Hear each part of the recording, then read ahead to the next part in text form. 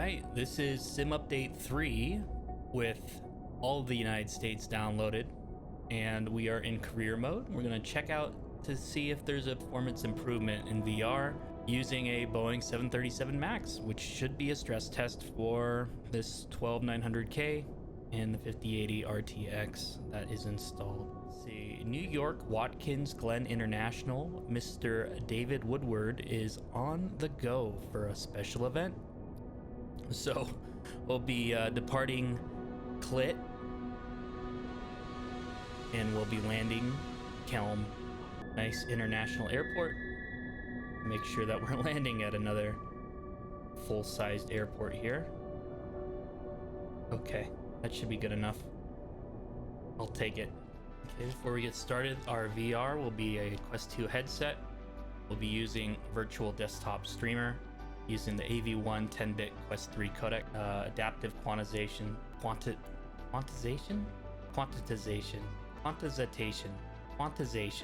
adaptive queue, 2-pass encoding. We'll be using VDXR, OpenXR time, and we're using OBS Studio to output just the one eyeball. I believe it's going to be the right eyeball. Check out our advanced tab. We have our horizontal FOV and vertical FOV set to 85%. That didn't take that long at all to load, and the frame rate is actually very good compared to things having to stream in when you start. Yeah, we got all these guys, got all these cars in the parking lot. We have live traffic. We have liveries already set up. There's movement in the background, lots of animations, and it is looking really crisp, clear, and the VR looks like I could touch the airplane right now. So let's just hop in the aircraft. It's a real pleasure to be flying together again. Good morning, team. So today we're this taking is Mr. night and day, Woodward to guys. Big Flats. Great. He's part of the entourage of a sports star playing soon. I'm counting on you to make this flight a great experience. Have a nice flight. Captain, we're prepped for boarding, awaiting your orders. Adams Ground, Nasty Nate Romeo Alpha, Whiskey 889er. Could you please get the passengers on board? Nasty Nate Romeo Alpha Whiskey 889er, the jetway is going to be connected. Frame rate's really, really good right now. Yeah, this is as good as I've ever seen it. Well done, Asobo Studios. Okay, baggage. Adams Ground, Nasty Nate Romeo Alpha, Whiskey 889er. Could you please send the baggage? Nasty Nate Romeo Alpha Whiskey 889er, baggage is on the way. I just gotta reset my VR view. There we go. Now we're centered.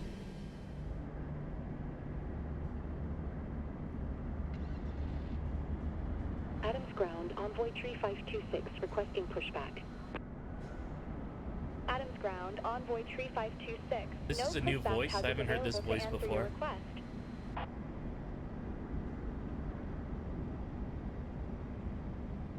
Alright, these guys are getting loaded. Let's get some catering.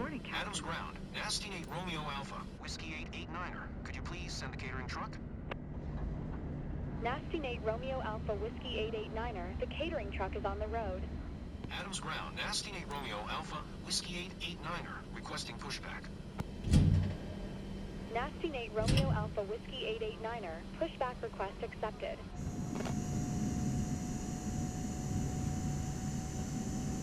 Hey, Captain. You are cleared to start engines.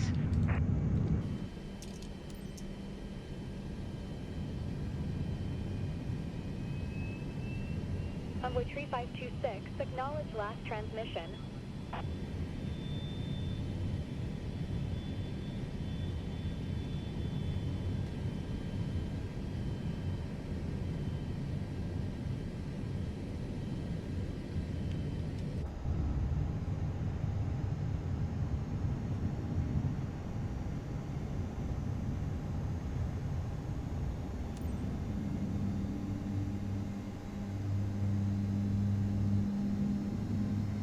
Envoy Tree 526, did you copy?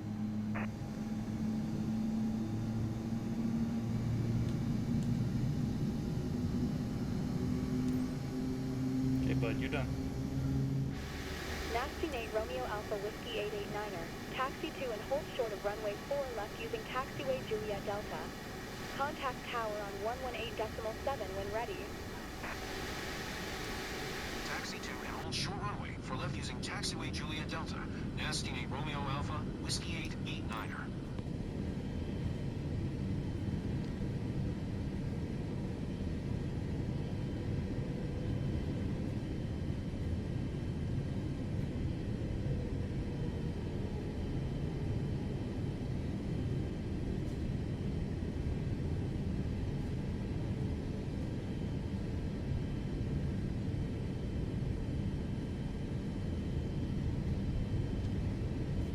Ladies and gents, our captain has turned on the fasten seatbelt sign. You know the drill. Please stow your hand luggage underneath the seat in front of you. at General Aviation Parking Information Make Extra. sure your seat back and Request folding pushback. trays are in full upright position. WestJet Please fasten your 389er, seatbelt. Adams Ground. If you are positioned near an Pushback emergency approved. exit, read carefully the special instructions card.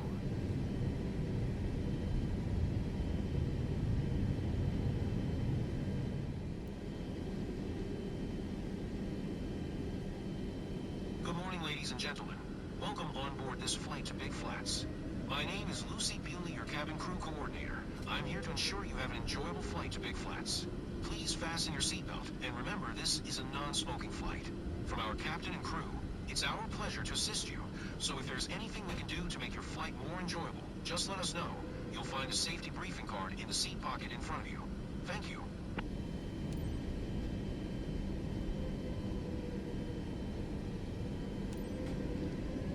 Okay, here we go.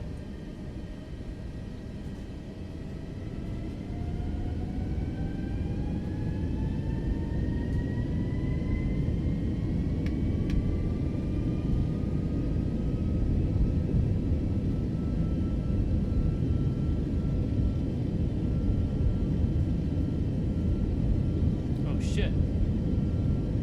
They told me I could take off.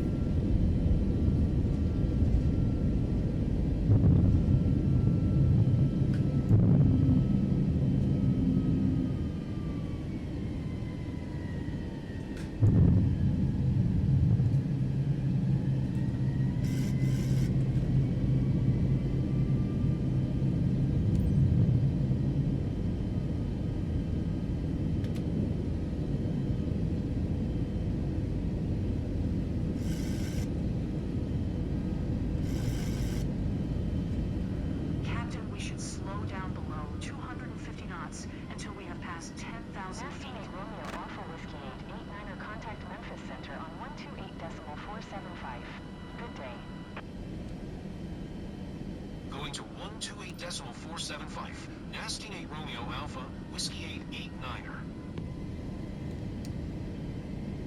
Memphis Center, Nasty Nate Romeo Alpha, Whiskey 889er is at 1900 climbing flight level 350. Nasty Nate Romeo Alpha Whiskey 889er, Memphis Center, altimeter 29907, radar contact, continue.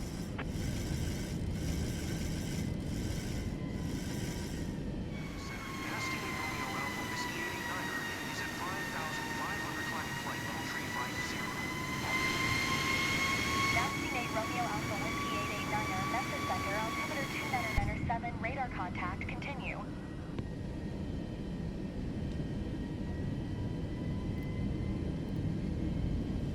This is as smooth as it's ever been in a 737 MAX. For me. I'm not used to flying this thing. I usually do the PC-12 or PC-24. Really love the PC-24 in this game.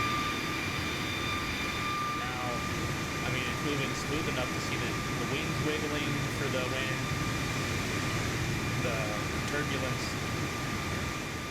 Flight feels natural. Doesn't feel like I'm in a slideshow right now in VR.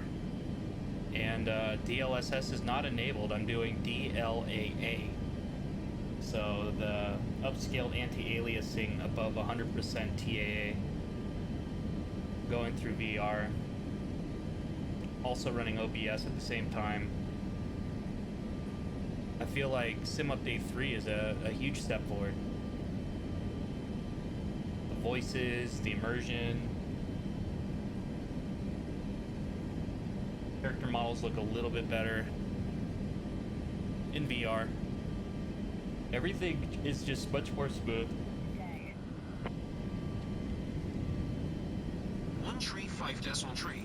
Nasty Nate Romeo Alpha, Whiskey 889er. Memphis Center, Nasty Nate Romeo Alpha, Whiskey 889er is passing flight level 2 tree 5, climbing flight level tree 50. Nasty Nate Romeo Alpha, Whiskey 889er, Memphis Center. Radar contact, continue. Very good. O2 is running. Okay, we're slowing down. Let's lower our vertical speed to 1500. Get our speed back here.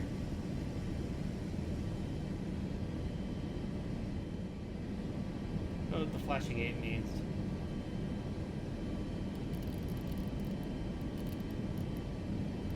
Probably like not doable.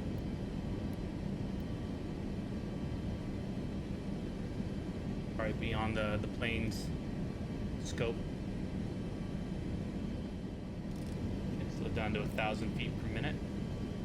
Gotta get that airspeed back. There we go. It looks like it put us on our default barometer for above 10,000 feet automatically.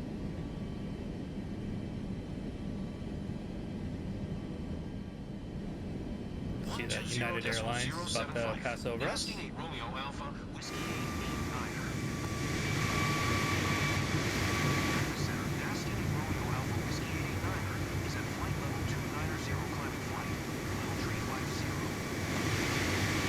Nasty Nate Romeo Alpha, Whiskey 889er, Memphis Center. Radar contact, continue descent.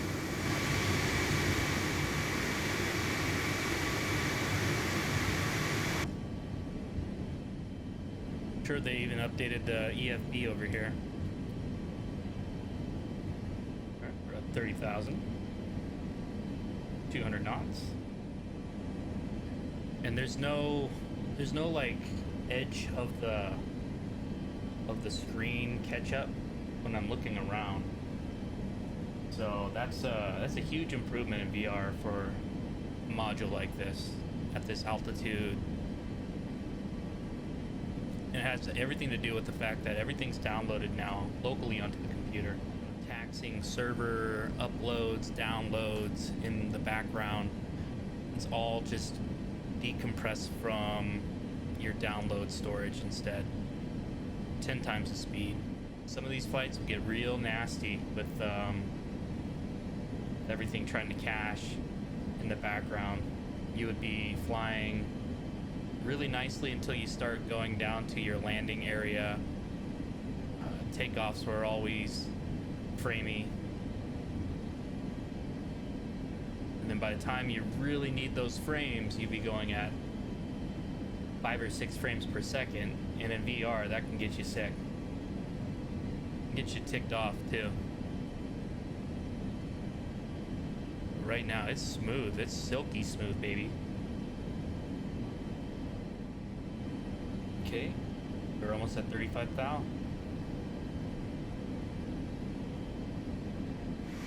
afternoon, ladies and gentlemen. This is your captain speaking. Today, I'm assisted by co-pilot Amy Carmichael.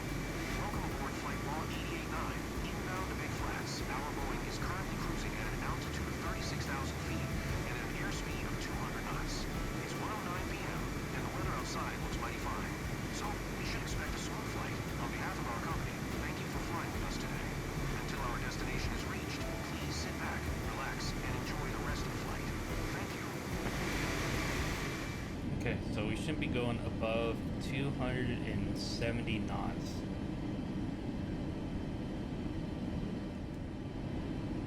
Memphis Center, United 2-1, flight level 380. United 2-1, Memphis Center. Radar contact, continue.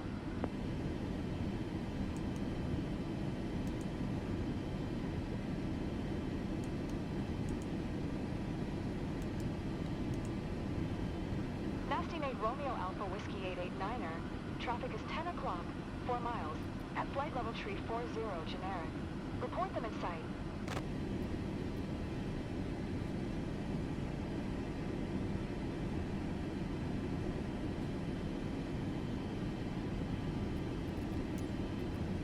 Nasty Romeo Alpha, Whiskey 889er have the traffic.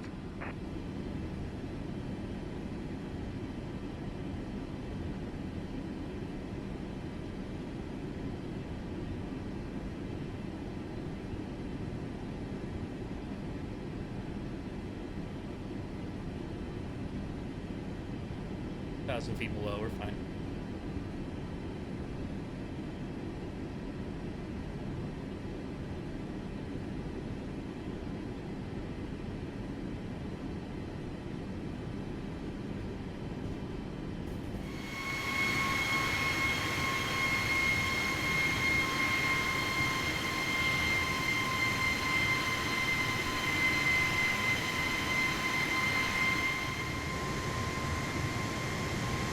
Winds are wild right now. She can take it.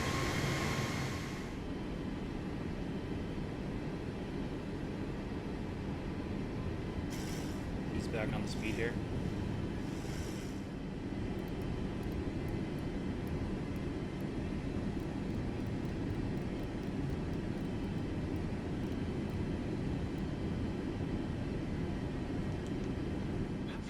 Talking to Memphis. All right.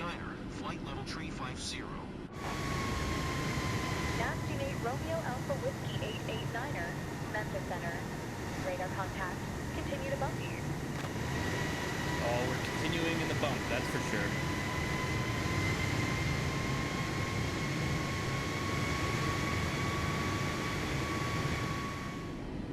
And hopefully we don't get like a... No, it's actually looking really good on OpenXR to OBS.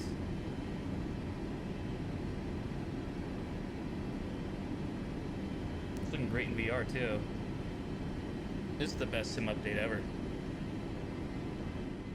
Now if they can get the Reno air races to rework, maybe they're gonna release the Roswell one when that happens.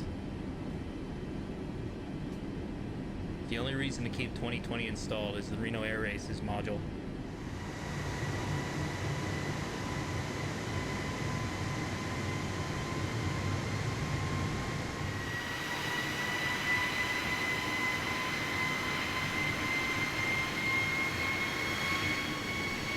Way smoother. Yeah. It's not choppy when I look around. I'm loving it.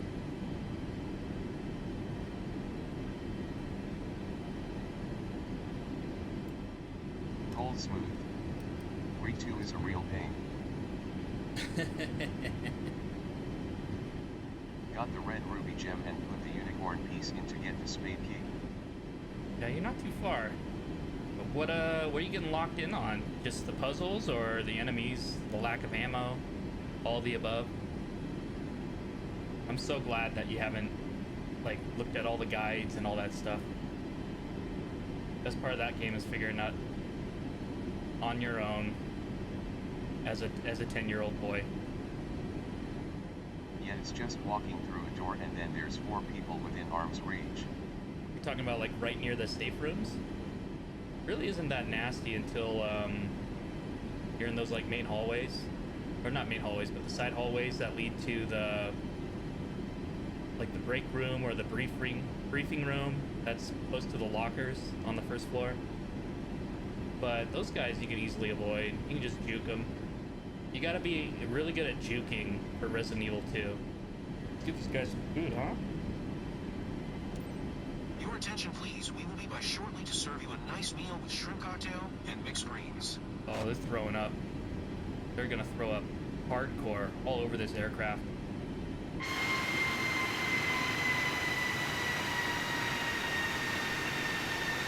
Look at these graphics, man. They're insane. Performing so much better with Sim Update 3.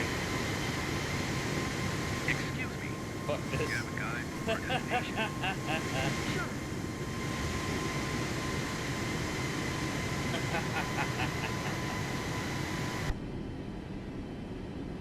Yeah, buddy. Yeah, that hallway's, you have to kill him. Graphics look sick. You have to kill those guys, to be honest. I think, We That have was a good few place to use options, the shotgun. But may I recommend the That was a Sky good place. published by Radiant Airways for our guests? It's excellent. I got 300 gigs downloaded after the main game, and that's why it's so smooth right now. It's like we're not streaming any of this shit from a server anymore.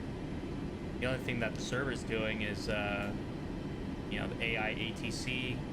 Nasty Nate Romeo Alpha Whiskey 889er contact Hold Indianapolis Center on 128 decimal tree. Good day.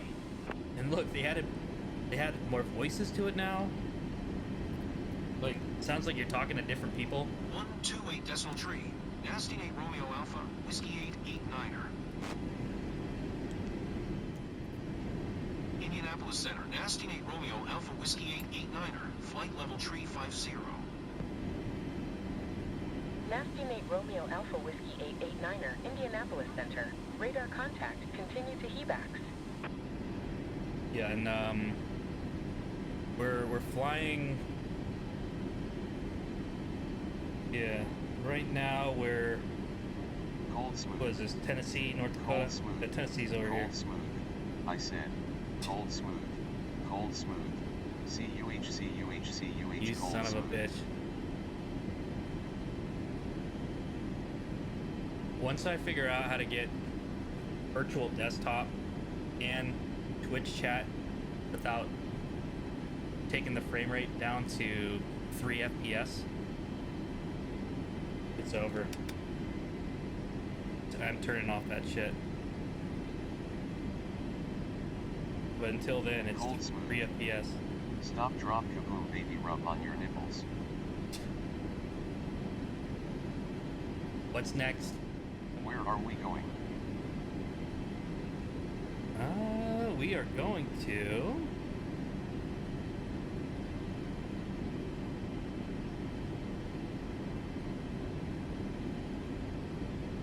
Elmira Corning Regional. Landing on runway 6. That is 8,000 feet long. I wish it would tell me like the cities and stuff. Chemung County. What state? Is this in Maine? Are we landing in Maine? Or are we in New York? Cold smooth. New York. Okay, thanks. New York, New York. 1,000 acres big. The airport had 3 paved runways about 4,000 feet long in a north, south, east, west and northeast, southwest orientation in the early years, but the northeast, southwest runway was 4,702 feet in length by 1960, was extended to 5,604 feet by the 1960s with later extensions to 7,000 feet and 7,600 feet before its present length of 8,001 feet. Let's see if we can pull up a chart.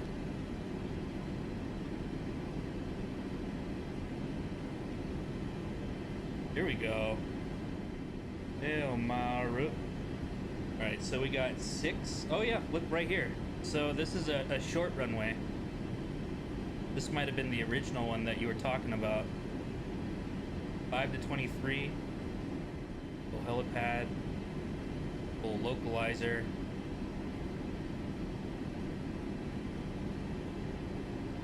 (24 and 6). 10 and 28. So we'll probably be coming in from 6 unless the local traffic starts steering us around. 62 degrees. All right, let's set it to 62.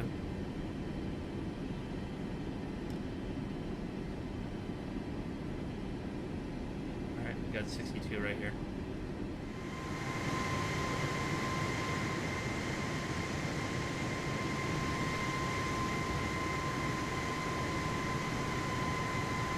Wow, yeah, there's even like reflections of the clouds on the aircraft when you're not looking at it. They added Ray March reflections. That's all software based. Interesting.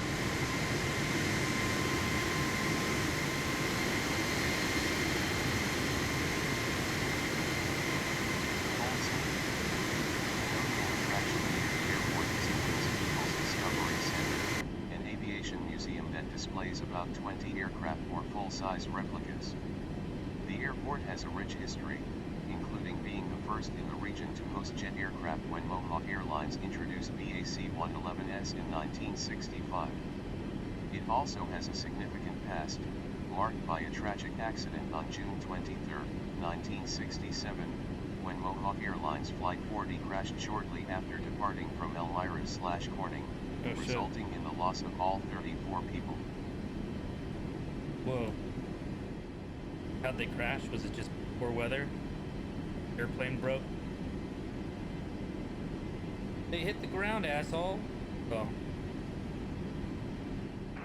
The crash of Mohawk Airlines Flight 40 was caused by a mechanical failure leading to an in-flight fire, which resulted in a loss of pitch control and structural failure.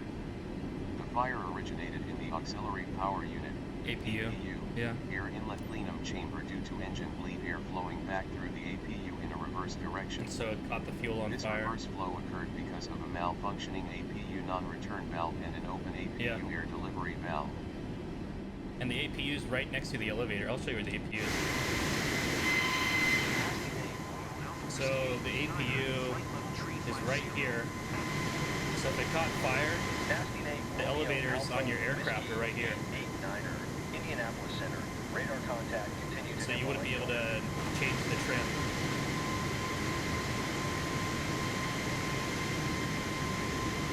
Yeah, if it catches fire, then you can't adjust the trim, and then your nose goes wherever it wants to go, depending on your aircraft speed. Oh fuck dude, so it could just nosedive and pulling up on the yak does nothing. Yeah, it doesn't do anything.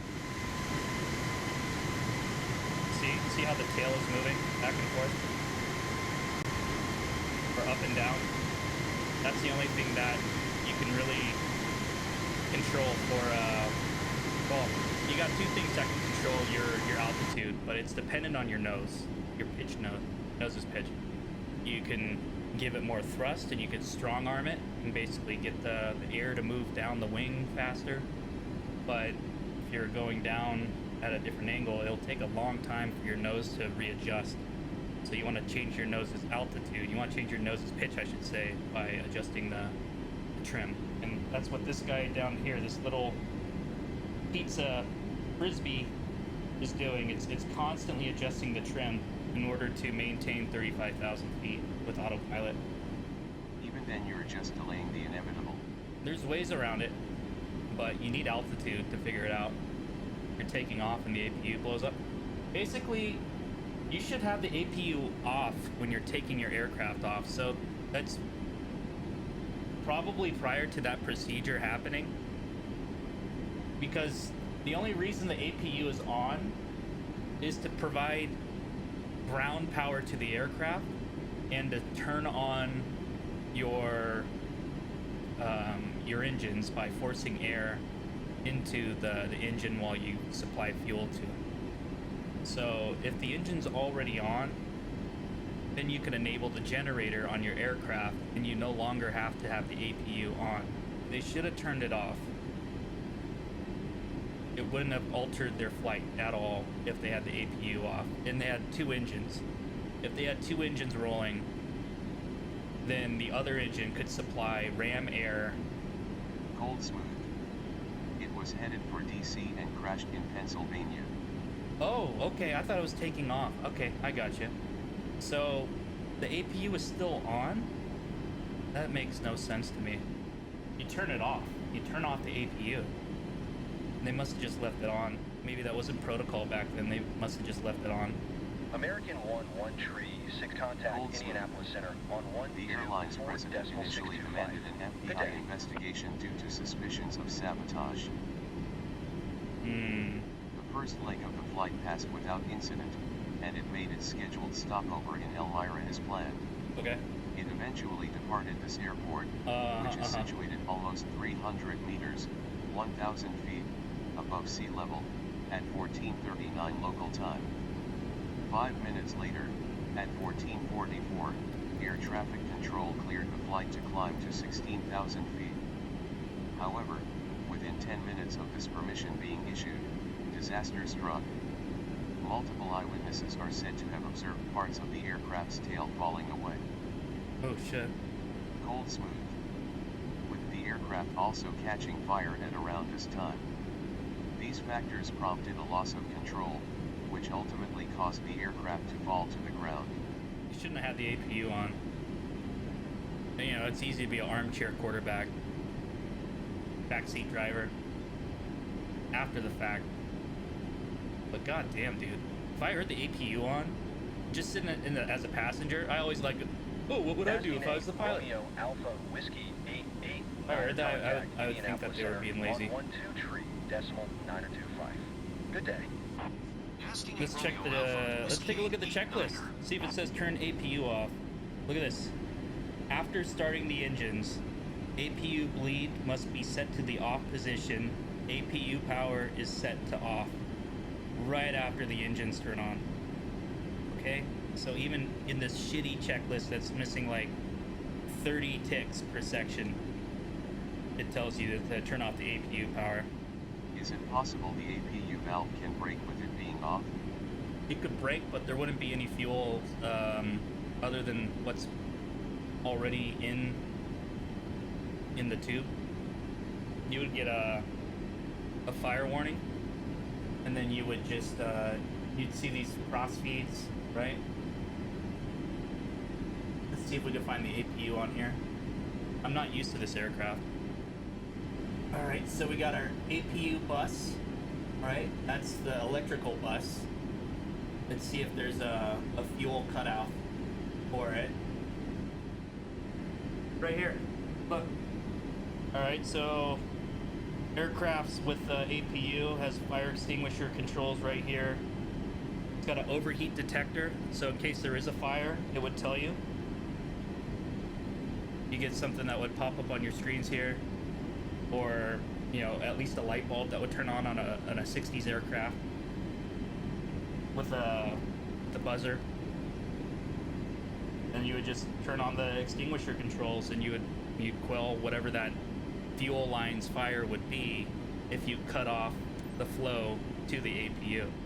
In theory, if there was a fire, they would be able to put it off, take care of it prior to it exploding. You know, maybe both pilots were occupied doing other things with their checklist and takeoffs, and maybe they were tired, their millionth time flying, they stopped caring about it. You got all the tools at your disposal to fix it. If it was turned off, it would stop the fuel flow, but there would still be fuel, obviously. It's not like it gets rid of the fuel in the lines. There wouldn't be enough fuel to combust if you turned off the APU. It's not like it just instantly turns off. It kind of winds down. It's a jet engine, right? When you cut off the supply, it takes a second or two for it to turn off. And the valves that are in jets are triple sealed, and so it's not just one point of failure. You would need 3 points of failure in a commercial airliner.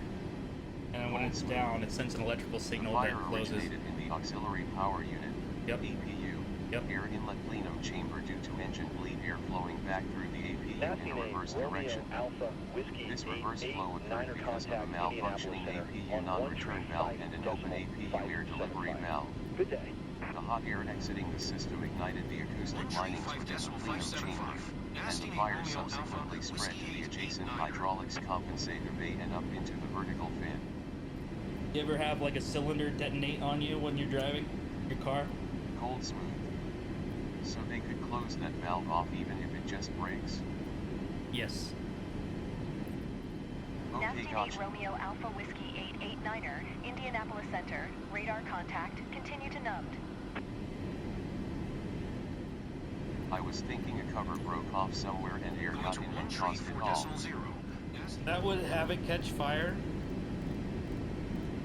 but it would only catch fire for as big as the tube's flow to the engine would be, and that'd be like a little spurt.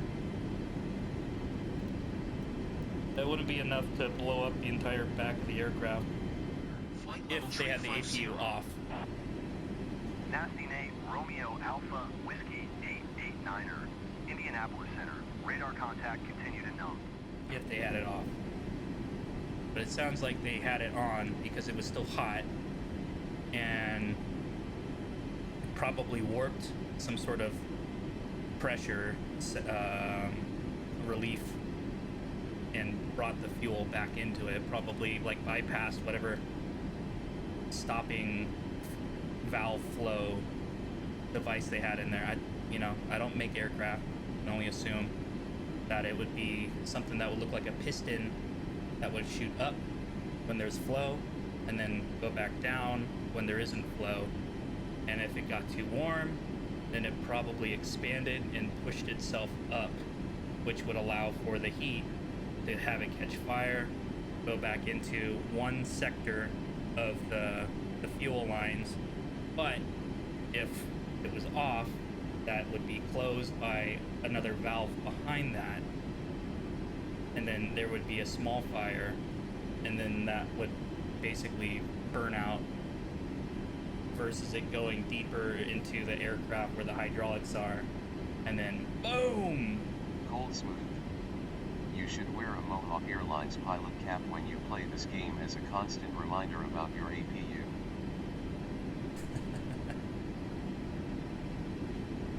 It's off, baby. It's off. I turned that shit off manually. I learned all that shit from DCS because, piston aircraft don't have APUs. Real life aircraft don't have APUs, but DCS, when you turn on the Harrier, you're launching that APU up, or any sort of non-external power. You're in the middle of the road somewhere, you launch that APU, you get power to plan your missions and then turn on your engine. And then as soon as it's on, you got the generator working, you verify your temperatures and all that shit, turn it right back off, you taxi the aircraft after that, and you take off. And that's why aircraft have two engines. It's redundancy. It's not like you have to have both engines to fly. It's redundancy. This APU would spin, right, creating air. That air would travel into here. Then you can turn this on.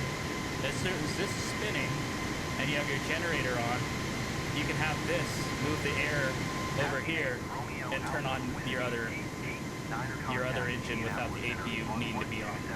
And then the APU is pretty much useless after this thing's spinning. 127.1 for Nasty Nate Romeo Alpha, Whiskey 889er. Radar contact. It's redundant at that point. We're getting nothing but clouds here, huh? Must be a nice storm. Nasty Nate, Romeo Alpha, Whiskey 889er, Indianapolis Center. Radar contact, continue to numbed. What airport is this? John Glenn Columbus International. Who the fuck is John Glenn Columbus? Sounds like a G.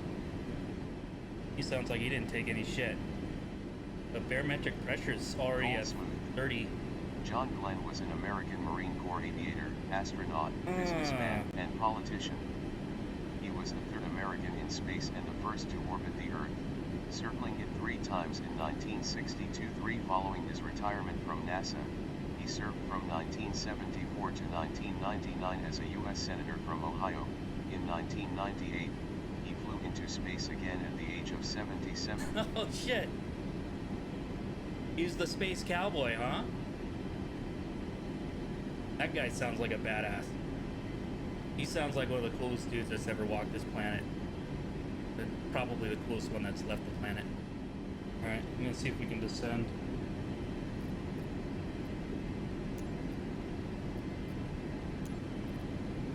Indianapolis Center, Nasty Nate Romeo Alpha, Whiskey 889er. Request flight level 250. Nasty Nate, Romeo Alpha, Whiskey 889er. Descend and maintain flight level 250. I'm gonna ask another 10,000 after this. Descend and maintain flight level 250. Descend and maintain flight level 250. Expect 15,000. Descend and maintain flight level 250. Expect 15,000. Nasty Nate Romeo Alpha, Whiskey 889er.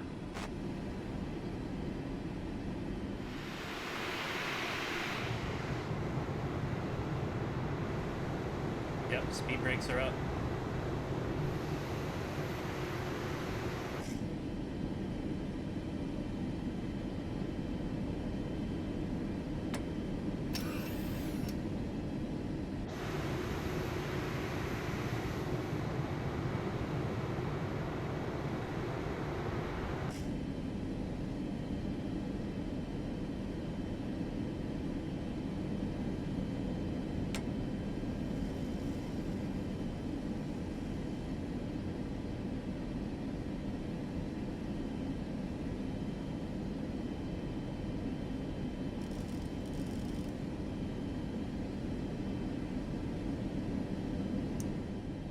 This is so good. The frame rate is amazing now. I'm excited to do a lot more flights in bigger birds now that the frame rate's under control.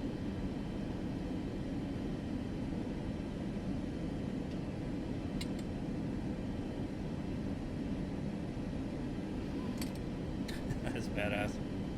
Cleveland Center, Nasty Nate Romeo Alpha Whiskey 889er is at flight level 275, descending flight, level 250. Nasty Nate Romeo Alpha Whiskey 889er. Cleveland Center. Radar contact. Continue to LICTA. Just imagine being able to save everyone's life by just going like this. Tap. Oh. Whiskey 889er. So cool. Everyone's got Center. unique voices. Radar contact. Continue to LICTA. I wonder if they partnered with, Say Intentions. Nasty Nate Romeo Alpha Whiskey 889er. You are 1400 below your assigned altitude. Climb and maintain flight level 250. Didn't they say we can do 15,000? Climb and maintain flight level 250. Nasty Nate Romeo Alpha Whiskey 889er.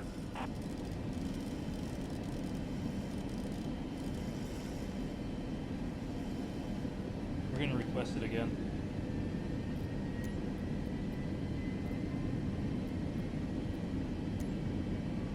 Center, Nasty Nate Romeo Alpha Whiskey 889er. Request 14,000. Nasty Nate Romeo Alpha Whiskey 889er. Climb and maintain flight level 250. Expect 14,000. You're gonna fuck us. Climb and maintain flight level 250. Expect 14,000. Nasty Nate Romeo Alpha Whiskey 889er.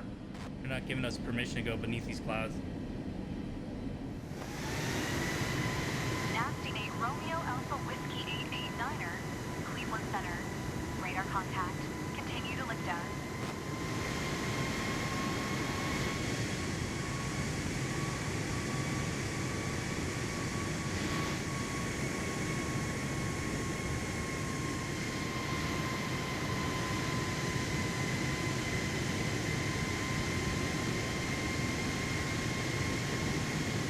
If we don't lower to landing altitude plus 5,000 to 8,000 feet by here, then we're most likely going to have to flip a pitch and land coming from Maine.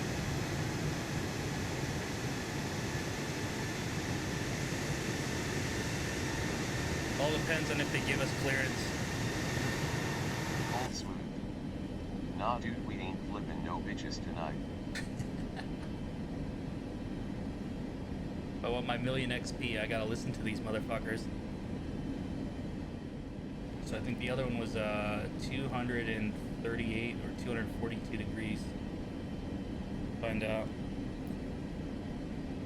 Or it's too late here. Cold smooth. You need to do what Denzel does and fly inverted. Yeah, let me get a couple of little shooters real quick too. I love that those aircraft, if you flip them upside down, they actually rip in half, but he was able to land it, no problem. Ha ha ha ha ha.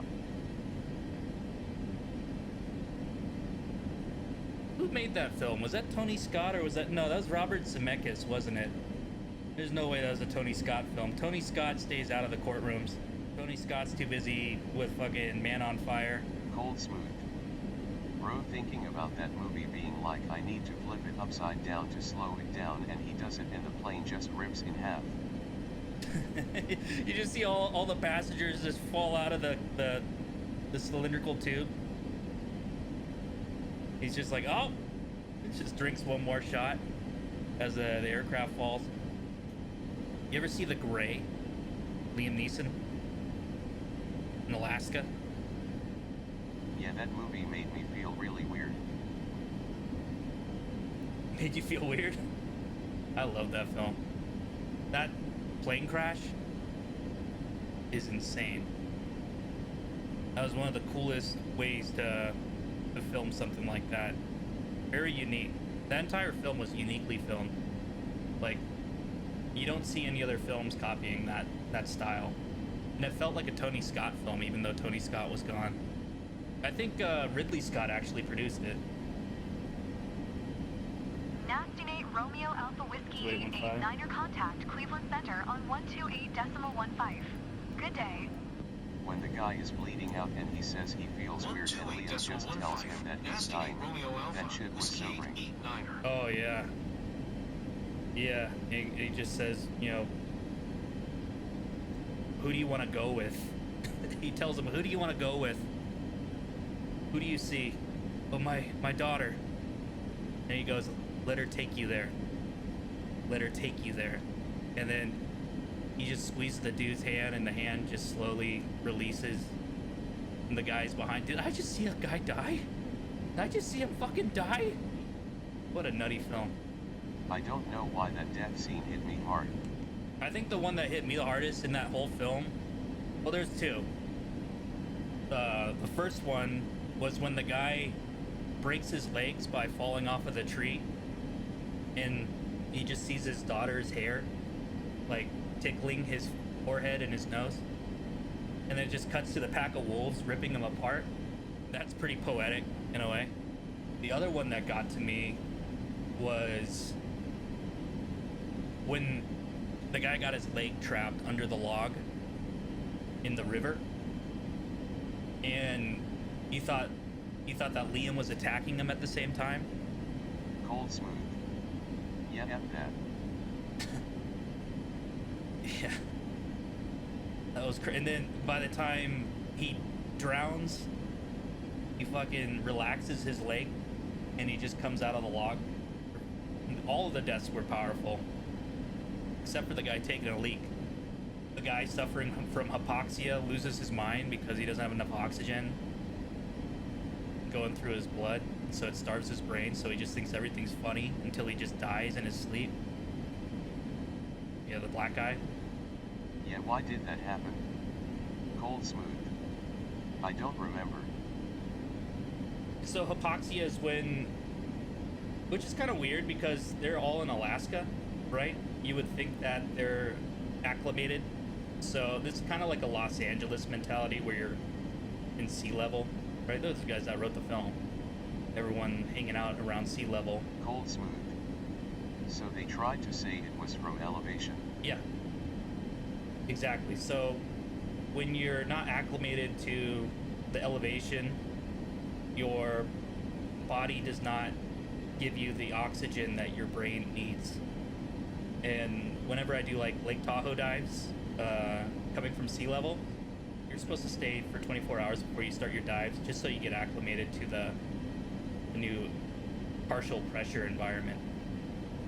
You still get the same amount of oxygen, but your body's starved because it's a different pressure of oxygen in your system. So if the plane crashed and they camped and didn't go on a trip, he wouldn't have died, but because he exerted himself, that's why he died. If they just stayed for 2 days in that new elevation, if he came from sea level, I guess they were at sea level, weren't they? It was just cold, right? There was a river close to the oil refinery. I guess, well, rivers can be at any elevation, but I think there was a... No, yeah, if it's a lake, it can be at any elevation. Yeah, I'm stupid. I don't know why they wrote that guy in to die like that. Because everybody over there should be acclimated. It could be because he was overweight as well. When I went onto the Desolation Wilderness hike to Tyrell's crash site, we brought oxygen with us just in case someone did suffer from hypoxia that was going with us. And there was a guy, his name's Percy, and he was cracking jokes when we got out of the car, but by the time we were at like 8,000 feet elevation, he was huffing and puffing, wanting to sleep every 1,000 steps. He was done for, and we gave him that oxygen kit, and that spruced him right back to normal. But man, that was scary, man. We thought we were gonna have to call it SOS on him. Fire! Fire! That's for you, Ty. I'll be back in a jiffy. Sounds good, bud. We're landing. All right, we're at 10,000. Gotta slow her down.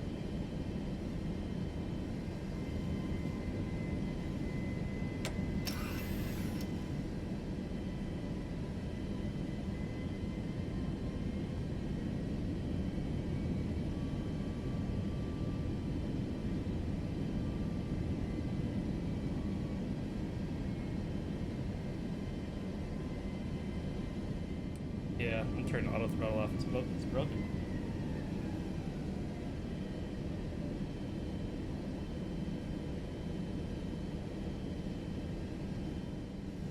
I have it set to 150.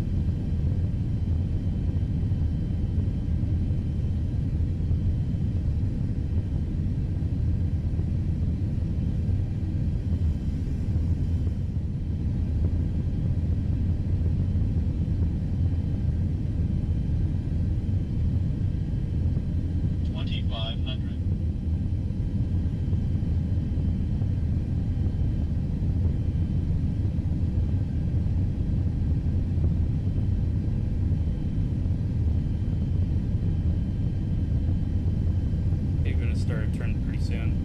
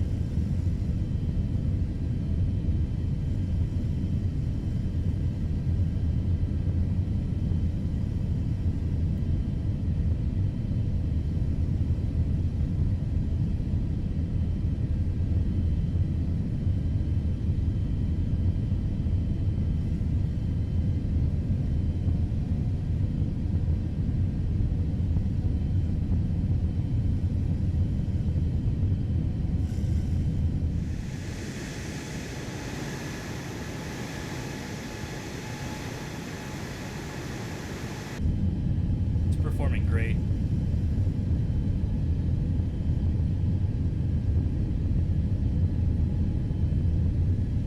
Highly recommend playing this game now. Still some busted things in career, but it's way better.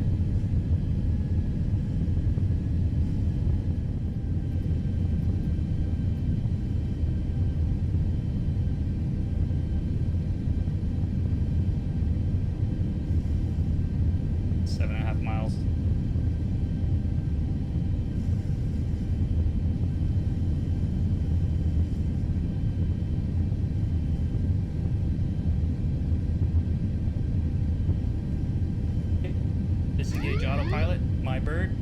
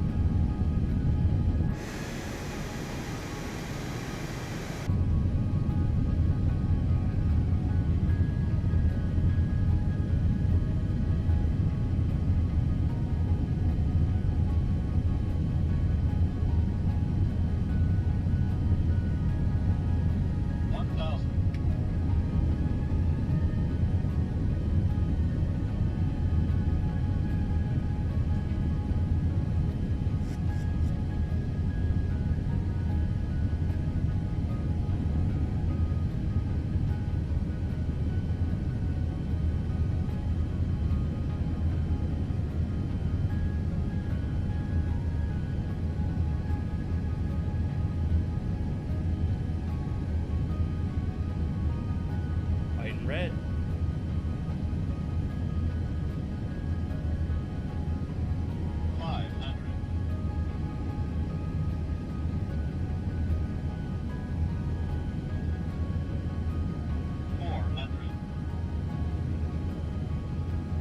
You're right on the numbers, baby.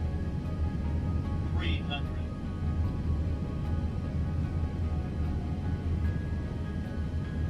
200.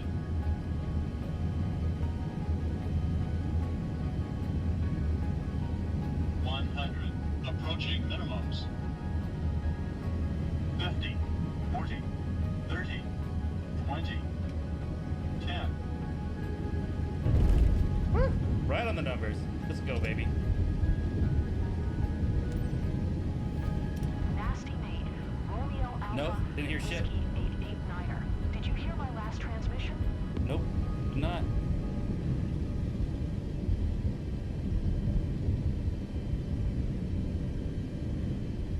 Repeat it. Nasty Nate, Romeo Alpha, Whiskey 889er, exit runway when able.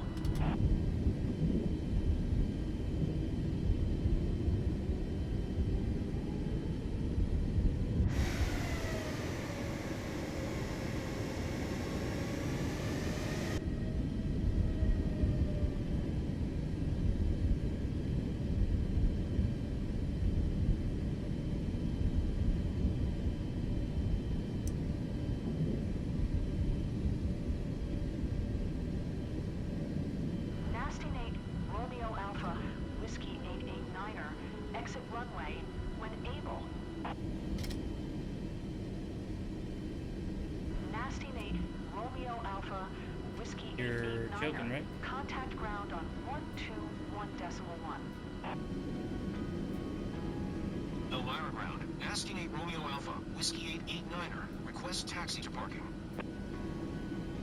Nasty Nate Romeo Alpha Whiskey 889er. Taxi to gate 1 via taxiway Delta Charlie. Ladies and gentlemen, welcome to Elmira/Corning RGNL. Local time is 4:17 p.m. For your safety, the captain has requested that you remain seated with your seatbelt fastened until we come to a complete stop and the seatbelt sign is turned off. Please make sure you take all your belongings with you when you get off. On behalf of the entire company, we would like to thank you for choosing Radiant Airways. We look forward to seeing you again and wish you a pleasant stay in Big Flats. I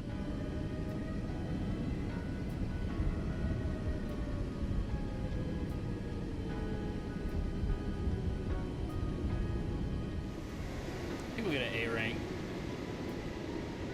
I don't know if we'll get an S.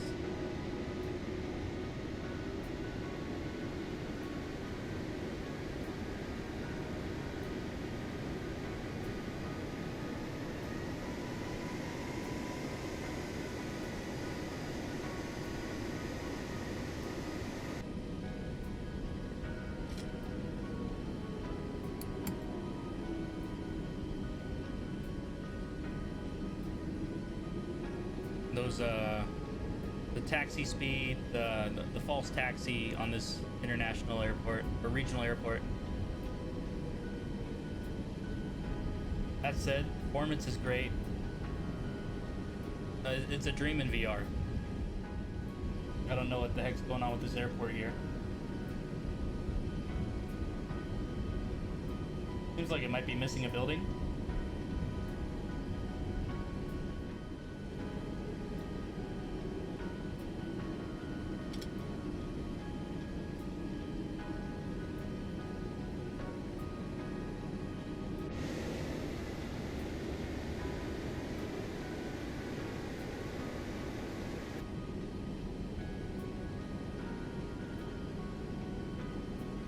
Nobody on the ground to guide me. That's fine.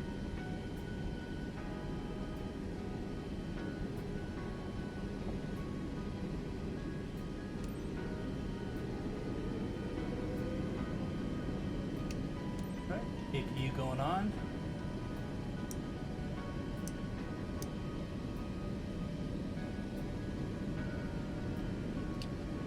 Got it.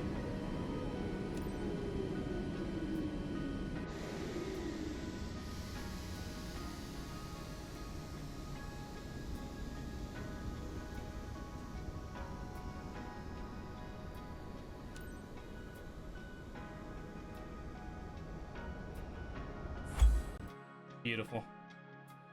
All right, let's see what we get.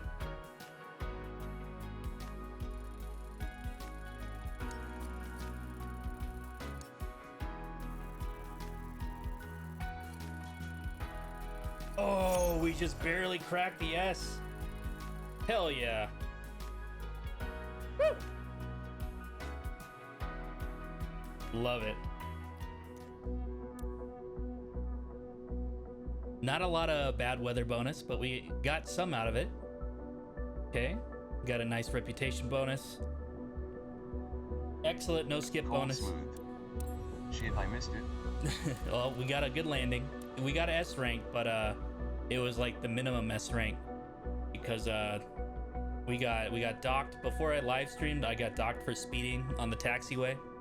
The regional airport that we landed on, the one that you told me the history for, had bad developers checkpoints for where you should stop the aircraft before reporting in to taxi. All right, but hey, we got all the XP, baby. Look at that shit. Boom. Boom, boom, boom.